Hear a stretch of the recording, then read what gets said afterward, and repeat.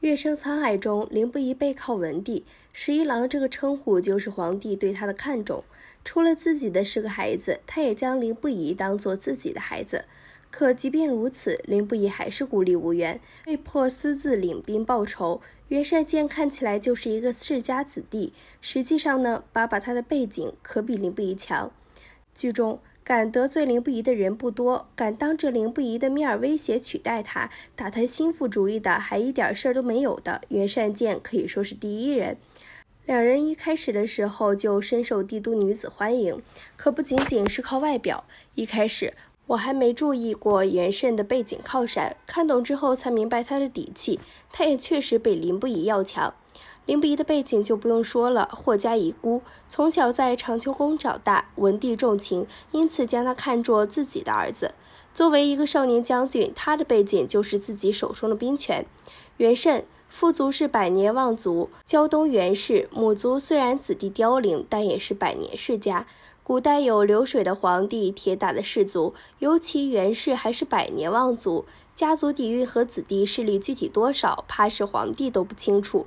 袁善见没有入朝为官之前，就是白鹿书院的当代第一人，师傅的弟子更是遍布天下，他的文采得到很多人的器重，这也是他的背景。这一点他和凌不疑一文一武旗鼓相当，但是论起家世，哪怕霍冲在世，他也比不过袁善见吧。霍家虽然追随文帝，但是论家族影响力，跟一个百年望族没法比的。以前的文官士子也最重师门，当时袁善见已经明显有接管书院继承人的架势，所以袁善见其实在京城也是横着走的。还记得他第一天上朝就直接怼太子，成家出事，他的马车直接开进皇宫。凌不疑虽然也有资格，但很明显是文帝偏爱，袁善见则不同，没有文帝偏爱，他也有这个资格。由此可见，袁善见的背景不简单。凌不疑闯下大祸后被陈少商所救，为了不连累少商，他不惜在他面前跳崖，可惜他没死成，被流放5年。陈少商也自闭永安宫，说是自闭，其实是被世人流言蜚语逼得差点没了活路。文帝解除了他们的婚约，所有人都嘲讽陈少商，只有一个人跌跌撞撞的不顾身上的伤，跑到永安宫承诺娶她。一开始心疼楼瑶，可楼瑶终归还有何昭君，有何家的不娶。看到后面的袁善见，他才是真正的可怜。当初陈少商和楼瑶订婚，他还想棒打鸳鸯争取一番，可文帝亲自下旨让他和凌不疑订婚。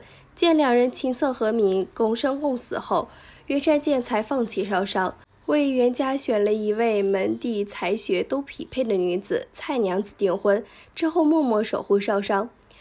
袁善见本想和陈少商同一天大婚，是负气，也是想多和他再有一点交集。可陈少商大婚前3日，凌不疑闯下大祸，陈少商一夜之间成为京城人人嘲笑的对象，笑他被凌不疑当挡箭牌，笑他痴心妄想嫁给十一郎。陈少商险些自闭，无奈躲入永安宫，可宫女黄门的议论日日也不断地折磨着他，他封锁宫门，谁也不见。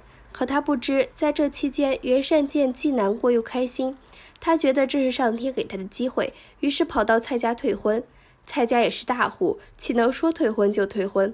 可袁善见执意要退，一向能言善辩、得理不饶人、没理还要占3分的他，被蔡家人打得伤痕累累，都破相了。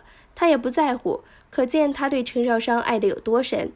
袁善见顶着脸上的伤，又想起被凌不疑抢先订婚的事情，一刻也不敢耽误，跌跌撞撞地跑到永安宫门口，对少商说：“我要娶你，等我把蔡家的亲事退了就来娶你，你这次千万别匆忙答应别人了。”陈少商一开始也没答应他，过了几年慢慢平缓后才答应他的订婚。